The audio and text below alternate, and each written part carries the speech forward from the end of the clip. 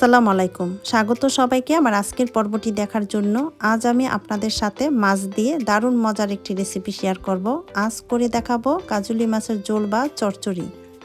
খুবই অল্প সময়ে এবং ঘরোয়া মশলায় তৈরি এই মজাদার মাছের রেসিপিটি আশা করছি আপনাদের ভালো লাগবে। তো চলুন দেখে নেওয়া যাক কিভাবে তৈরি করতে হয়। এখানে আমি 250 গ্রাম কাজলি মাছ পরিষ্কার করে ধুয়ে পানি ঝরিয়ে নিয়েছি। আরও নিয়েছি হাফ কাপ পরিমাণ পেঁয়াজ কুচি, কাঁচামরিচ 4টি, আর মরিচগুলো আমি মাঝখান থেকে কেটে নিয়েছি। আস্ত জিরা, হলুদ গুঁড়ো 1 চা চামচ, কারি পাউডার হাফ চা চামচ, মরিচ গুঁড়ো 1 চা চামচ, স্বাদ মতো লবণ এবং টমেটো। এই হলো আজকে রান্নার উপকরণ। মাছ মাখানোর জন্য একটি মিক্সিং বলে নিয়ে নিচ্ছি পেঁয়াজ কুচি। এখন পেঁয়াজটাকে হালকা একটু কষলে নরম করে নিব। পেঁয়াজটাকে নরম করে নিলে পরে খুব সহজে সিদ্ধ হয়ে যায় এবং পেঁয়াজে যে কাঁচা একটা ভাব থাকে সেটা আর থাকে না। এতে করে পেঁয়াজটা একেবারে মাছের সাথে মিশে যাবে। পেঁয়াজটাকে হালকা একটু মেখে নেওয়ার পরে এখন এর মধ্যে বাকি উপকরণগুলো দিয়ে দিচ্ছি মাছ, সেই সাথে লবণ এবং গুঁড়া মশলাগুলো। এবারে সব কিছুকে একসঙ্গে হালকা হাতে একটু ভালো করে মেখে নিতে হবে। বেশি চেপে চেপে মাখা যাবে না, তাহলে কিন্তু মাছগুলো ভেঙে যাবে। কারণ কাজলি মাছটা কিন্তু অনেক নরম, তাই এটা খেতেও কিন্তু অনেক মজার। মাছগুলো আমার ভালো করে মাখানো হয়ে গেছে। এখন এটাকে রেখে দিব 10 মিনিটের জন্য।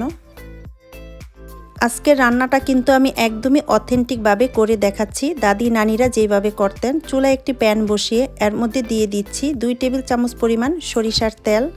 তেলটা গরম হয়ে যাওয়ার পর এর মধ্যে দিয়ে দিলাম হাফ চা চামচ আস্ত জিরা। এখন জিরাটাকে হালকা একটু ভেজে নেব আর সুন্দর একটা ফ্লেভার ছড়িয়ে আসা পর্যন্ত।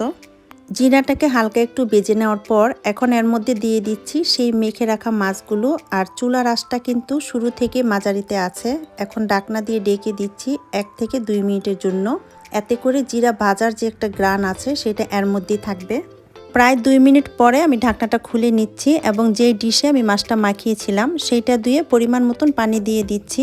সমান সমান ঝোল থাকবে, এটা কিন্তু পাতলা ঝোলের তরকারি না, অর্থাৎ মাছ এবং ঝোলটা সমান থাকবে। এখন একটু নেড়ে চেড়ে মিশিয়ে এর মধ্যে দিয়ে দিচ্ছি কেটে রাখা টমেটোগুলো। চুলার আঁচ মাঝারিতে রেখে আবারও ঢাকনা দিয়ে ঢেকে দিব 4 থেকে 5 মিনিটের জন্য।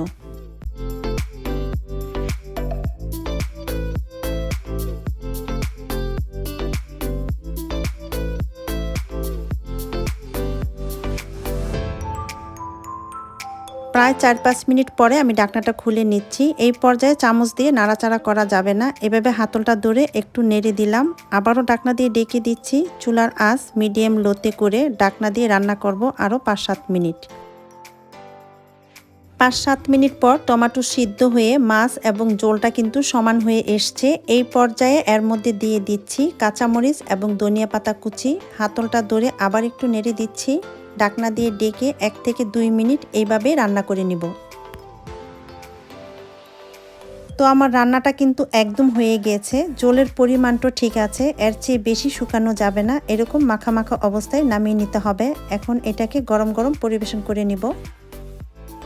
এই তো তৈরি হয়ে গেল আমার খুবই সহজ এবং মজাদার কাজলি মাছের ঝোল বা চচ্চড়ি। আপনারাও তৈরি করে দেখতে পারেন, খেতে খুবই মজাদার। সাদা ভাত, রুটি, এমনকি পোলাওর সাথেও পরিবেশন করতে পারবেন।